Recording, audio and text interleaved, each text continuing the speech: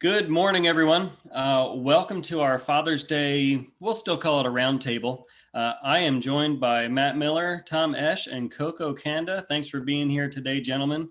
Today we're going to be talking about fathers. We're just having a fun conversation to talk about what it means to be a father, how that has impacted us, how it helps us see our Heavenly Father. But we also have something extra fun that I think everybody's going to be excited about. But let's start off. If you can go around, introduce yourself and say the names and ages of your kids. We'll start with you, Matt. Matthew Miller, married to Molly since 2008, so 12 years this year. 4 kids. Finn is 8, Jonah is 6, Isla is 5, and then John Gabriel is 2. Excellent. Yeah, Tom. And my name is Tom Esch. I'm married to Rebecca Esch. We have one daughter. Her name is Abigail, which actually means Father's Joy. And she's age 10. Yeah. I didn't know that about what Abigail means. That's really cool. Mm-hmm. All right, Coco. My name is Coco Kanda. Married to Lily Kanda. We have 3 kids. Samuel is 18, Rebecca is 16, and Jaden is 13. Excellent. All right. Well, thanks for being here with us today. Thanks for joining us. And here's what we're going to be doing. We've got some great conversational questions, but here's the bonus that I mentioned a moment ago. We today are having some Father's Day themed Bible trivia. So our dads here on this panel, they each have paper and a marker because I'm going to be asking some questions. But church, here's where you come in. You've got a chat window where you're watching this. So I encourage you, chat the answers to the questions as you have them. All right. So, gentlemen, are you ready? We are. Kevin. Keep in mind, this is just for fun. And you should know that the top evangelical leaders were given this exact quiz, and they only got 30% of the questions right. Okay. Now, that's not true, but it's just meant to make you feel better and take the pressure off. Like if they didn't do well, it's okay to not know things. All right. I think Matt is already prepared with a stock answer in case he doesn't know. Yeah, so we're good. All right. Now, here's the first question. Who was the father of David? That would be King David from the Bible. Oh, man.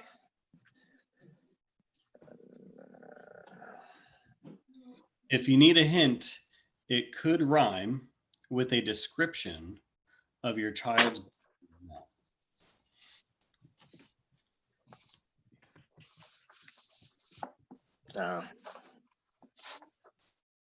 Wow. All right, everybody ready? I think I need to refresh my chat window.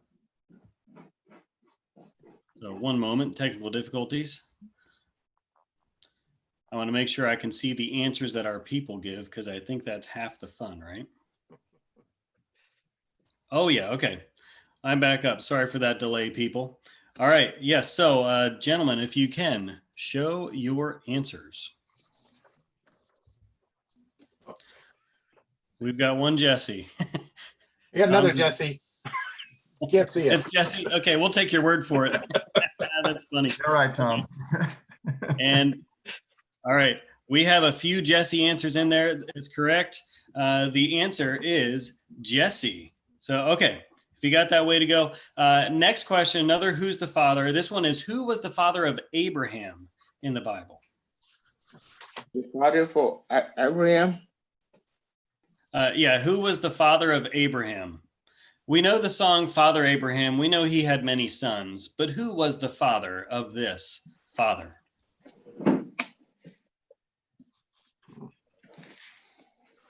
Huh.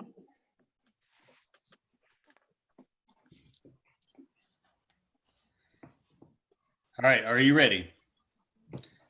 No. That might be breaking out the Jesus answer. No, let's. If you have an answer, feel free to show it. All I have is a big question mark. Just like you get. So, yeah, I see. Same here. Question mark. Yeah. Noah's I see upstream. the answers rolling in from our people. So Terah was the father of Abraham. Okay. And I like the lineage way you did that there, Noah. Yeah, ultimately he was the father. And okay, all right. So let's go around just a little bit. Can you tell me about your father?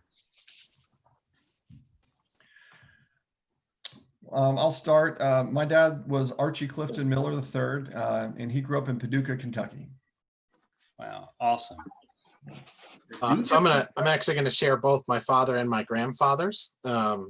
My father was Walter Wayne Esch, grew up in Ann Arbor, Michigan, son of Walter Lewis Esch, and then my maternal grandfather was Earl Linder, all of whom had a pretty significant impact on my life. I love that generational impact. That's really Yeah. cool. My father is Samuel T. Kanda. He was a deacon, and he was everything for me. Everything. That's really cool. You've got a history of men in your family who have served God in a lot of ways. Really cool. Yeah. Samuel Kanda. That sounds familiar to me. Yeah. All right. Let's That's why I named my son after my father. That's really cool. That's a neat way to honor your father. So, Yeah. love that. Okay. Another trivia question. Get ready, everybody. In the Bible, Paul had his protege, Timothy. What was the nationality of Timothy's father? I know these are tricky. Hey, guess what? We could have done multiple choice, but I decided, nah. Okay. While you're thinking about that, I was asked, who was my father? My father was Mike Freeman. He grew up in Lancaster, Pennsylvania, and relocated to Maryland. So I've been a Maryland boy all my life. As a matter of fact, Tuesday, my devotional, we're doing a series of devotionals this week about our fathers. And so if you want to learn more about my father and the father of our staff members, tune into our devotionals this week. Okay, I see a few people coming in with answers here. What was the nationality of Timothy's father? Hold up your answer if you have it. Oh, yeah, Greek, Gentile. Yeah, that is true. And I see the Freezes got that. Mama Kay did. Pastor Mark did. Way to go. Pastor Mark's been nailing these, by the way. Okay, let's go around. If you have a positive memory or a humorous memory of your father, go ahead and share that. And when I was 15, my dad sold me his old work truck. And when he sold it to me, not for a lot, maybe $1,500. It was an old Dodge Dakota truck. The entire passenger side was caved in because he got backed into in a parking lot. And so, he got all his tools out and he showed me how to buff it and fill it. But I'm in the midst of out there sweating in the summer, I'm doing all this work. And I said, Dad, you got all this money when they backed into your car. Why didn't you fix this before you sold it to me? And he just looked over his shoulder at his new Chevy Silverado and he goes, not a dent. So that's yeah, awesome. Okay. I have one memory that my father, what he did, just stay on my memory until now. I don't think I want to forget that. I was 14 and it was a Christmas. I was in Kinshasa in Congo. Every Christmas, people stay in the family. We have a dinner, everything. And my father asked my mom to cook 2 set of dish. So most of the time in Christmas, we eat beef. We did it like a kebab and chicken, rice, and plantain. So we put in baskets, say, get in the car, we have to go somewhere. I say, okay. So everybody was waiting for us at home. So we started driving and we went to the very, very poorest neighborhoods. It's far away, like an hour driving. an hour or 2 hours driving. And I asked him, where we going? I say, we don't know. We're gonna find out.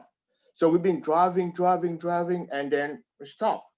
I said, and then we went in the house. We knocked on the door. I said, Dad, are we serious what we're doing? I said, let's go. And we knock on the door, and the lady comes out with the little kids, a lot of little kids, and say, you looking for somebody? I said, no. I saw your house in a dream. And God asked me to come bring food. And we bought a case of 24 bottle of Fanta, it's a soda. And my dad said, go get it, bring it here. He said he saw that house in a dream. It was praying, and he saw that house in a dream. Wow. That's So awesome. we went, I get everything we had, and we give to them. I say, I asked why we do that. I said, I just saw it in a dream, and God asked me to come bring food for them. And when we gave it to them, the lady was crying, say it was Christmas. They didn't know where's doing God food. And they prayed last night. They asked God to bring food. Wow. And then I was like, wow. That thing stayed in my head ever since I was 14 until now. It will never leave my head. Yeah, that must have had such a big impression on you. It's amazing, our Heavenly Father guiding your earthly father to do that, and the impact that it has there. By the way, Redland, as we're asking some of these questions, you don't have to just answer trivia. If you want to answer some of the questions about fathers and some of these things that we're about to say, feel free to chime in with your responses. So, Tom, how about you? Well, I have a memory about my paternal grandfather. So he had 9 children, and my dad was the oldest of his children. Eventually, he had 19 grandchildren, and he had 7 great-grandchildren before he passed a couple years ago. So I was his first grandchild, and at a very early age, he got me this plate. And I don't know if you can read it, but it says Captain. And this is what he called me all as I grew up. And it was just a great source of encouragement and just fun, just hearing him call me Captain. And I was, essentially the captain of his grandchildren and great-grandchildren. Wow. Just a very special time for me. Hey, that's pretty cool, Cap. I like that. All right, one fun story about my dad. I got myself in trouble, and I was in the middle of a fatherly conversation. I totally deserved it. But we're in the garage, and my dad is just frustrated, right? I've pushed him to that brink, and he said, "You see this? I am so angry. I could just put my fist through that wall."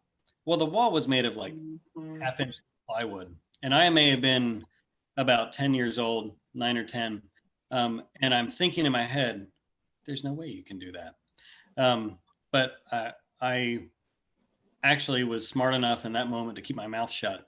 And it was something that we laughed about later in life, after I was an adult. We recalled that moment. So that's kind of fun. Okay, so trivia time. Get ready. Which father sought help from Jesus when his young daughter was dying? Which father sought help from Jesus when his young daughter was dying?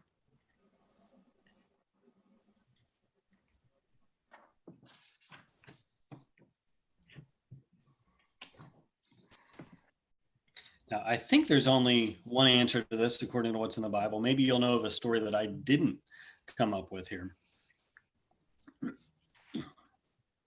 All right, if you have your answer, feel free to put it up.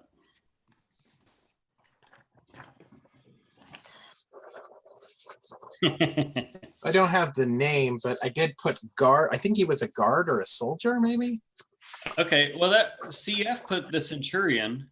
Okay. Other people Yeah. put Jairus, which that's the name I was going for. Okay. And so I'll have to, let's say both of those are correct. I'm not sure. Now that's a good thing to research. Was the centurion Jairus? Were there 2 separate stories? I don't know offhand. So that's a good question. It wasn't the general, that's a soldier that asked Jesus to come save. Well, yeah, that might be who it was. And maybe in another gospel, he got a name. So sometimes one gospel gives a little additional information. Mhm. So, all right, we've got something to look up this week now. Okay.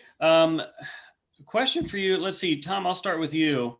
How has fatherhood changed your outlook on life? Well, I mean, I think I'd heard this before, but obviously it became much truer as I had a child. Our children reflect and mirror who we are. They reflect the good traits that we have, and they reflect some of the not so good traits that we have. So it just allows us, I think, as Christians to see that reflection of those good things that God has done in our lives, and then the things that we can work on, that we know God needs to work on us. Because when we see it in our children, we recognize it immediately as this is a problem. But a lot of times when we're doing that same thing, but we don't see it in the same light. So yeah, that's a good point. And church, feel free to chime in with your responses. Coco, how about you? The impacts, I'm going to say, to be responsible and just provider and respect and patient. Mm-hmm. And it's like every time I had a problem to solve or anything, I think myself, I said, this was my father, how he's going to react in this problem. So I always refer to him, like if it was him, how he's going to react. Yeah. Okay. Yeah, that's a neat idea. And I'll chime in here. It's impacted me. I'll just share one way. I'll see my kids that they'll do something that's obviously wrong. And I know your kids aren't sinners, but mine sometimes do. And anyway, I want to call them out on it. And, sometimes I do, sometimes I don't, but I see in them something that I do myself. And so one of the jokes that I have is that I am a way more sophisticated sinner than my children. In other words, there are some things we don't really recover from. And God, just like we look at our kids and it's so obvious what we're doing, God looks at us and he sees the same kind of obvious things. And so it kind of humbles me a little bit and reminds me to move on. So Matt, I'll let you have the last word. How has fatherhood changed your outlook on life? I thought about this question, Kevin, and when I heard outlook, I thought about, looking forward or outlook, how's, having kids changed how I think about, the future. And for me, I know the Bible talks about children being a lot like arrows that can be launched. And sometimes for me as a Christian, I feel like, it's under the surface, but maybe I can't make that big a difference, or, I can make small differences. But when, the Bible tells me about, how, I think about, what I can do for my kids. I feel like my kids, sometimes we think our kids can make a difference. And to be able to pour into them and think about sending, hopefully for, just develop Christians into the world that can then raise Christian families, and then, to serve the Lord. For me, that gave me a much bigger picture on just, it helps spread my look on life out a little bit more beyond just me or what I can do, and to realize that God's tapestry is huge and everything matters. Yeah, it sure does. That's such a neat thought. So, in a funny way, our outlook changes with our humor, apparently. And I saw Pastor Mark put in the comments, dad jokes are legal today. So do any of you have a dad joke that you want to share? And church, we truly do invite you. Put a couple of dad jokes in the chats.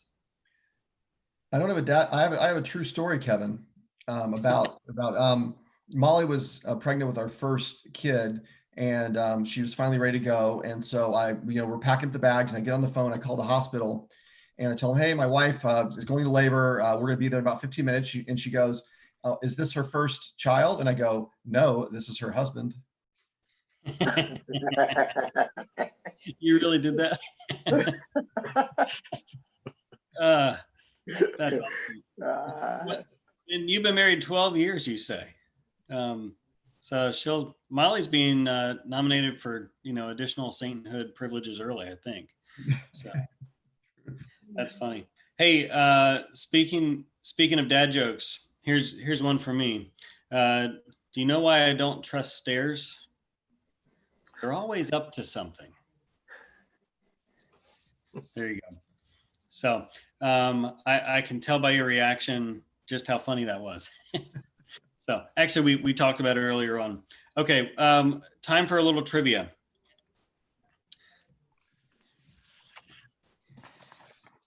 So in the Bible, it says that children are to honor their father and mother.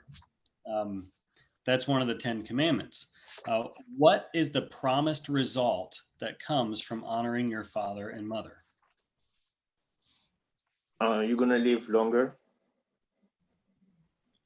and you'll be blessed. And Yeah. You're gonna see the hand of God in your life. Yeah. Yeah, that's pretty good. That's right there. You didn't even bother with the marker and paper. So that's true. Matt, Tom, did you have that going on? You were getting around to that? I was getting there.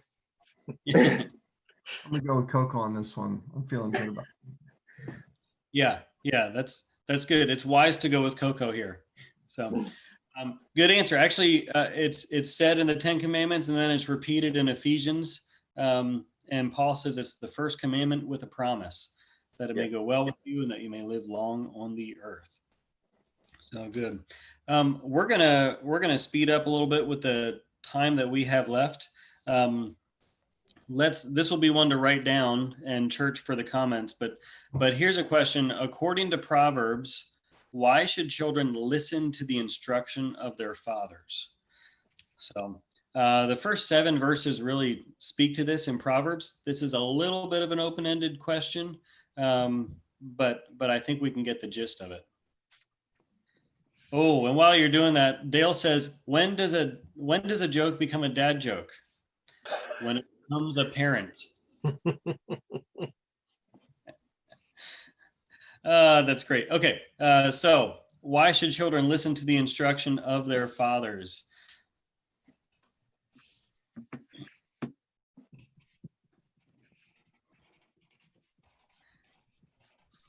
So they can stay away from wrongdoing.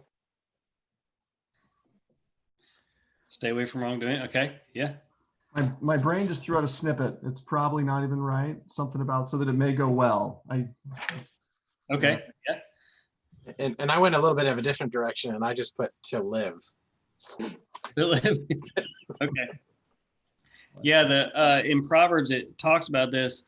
It talks about gaining wisdom and understanding, avoiding pitfalls. So those verses in Proverbs are great to look at. And Tom, your family is posting jokes here. I see my dad used to try to annoy me with bird jokes until I realized 2 can play at that game. Right. So that's straight from Abigail. So you're raising her right. We can tell that. Okay. One more trivia question. According to James, every good and perfect gift comes down from whom?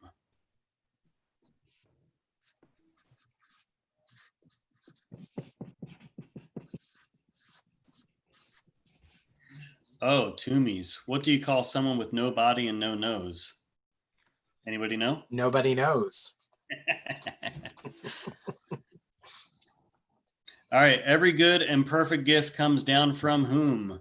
If you have an answer, hold it up. From God, from above. Father God. Father God. Yeah. Okay. There you go. In James, the exact wording is the Father of lights. So pretty cool. Hey, by the way, you 3 have endured all of this so far, and you haven't complained. You've actually joined so that I can quiz you and run along with that. And you might be thinking, hey, what do I get out of the deal besides the fame of being on in front of the church like this? And we have a book for you, just for what it's worth. Each of you is going to get this book called Dad, Tired and Loving It. So it looks good. I assume it teaches you how to grow a thick, full beard and mustache. I don't know for sure, but that's why I got it.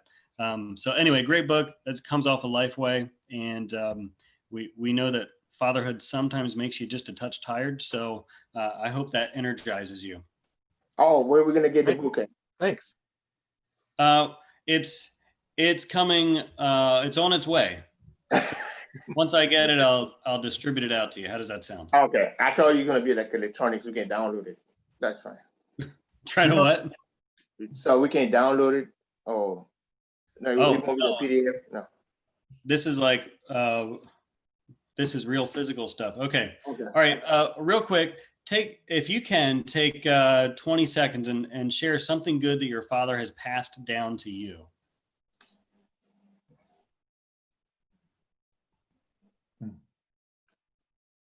Well, I guess for me, my dad passed down a work ethic.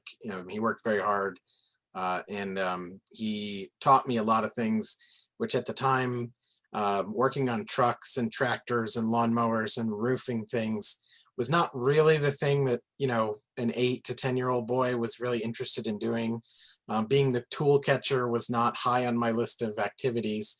But along the way or now, certainly, I definitely appreciate that a lot more, and try to instill that even into my daughter, just making sure that she's comfortable with different things and tools and other things like that. So I do appreciate that from my dad. That's smart. Yeah. Yeah. Handiness does come in handy. So, Matt, how about you? The same line as Tom, my dad built homes for a living. And so I was often with him on the job site. And I didn't realize how important that was until coming back. My dad passed away last year. And so all his tools are now in my garage. And when it's funny when I go out and I'm working with my children and I'm able to have that part of them, it's really special. So I still feel like being able to use my hands and share that with his grandchildren and my children, it means the world to me. That's awesome. Same kind of thing happened to me, by the way. And Dad, if our Heavenly Father is letting you watch this, I swear I'm going to find your hammer. And I can't wait to do that. So, okay. Coco, what is something good that your father had passed on to you? He told me never postpone things that you're supposed to do today, and you can put it for the next day. No, do it today, and be humble, grateful, and be patient.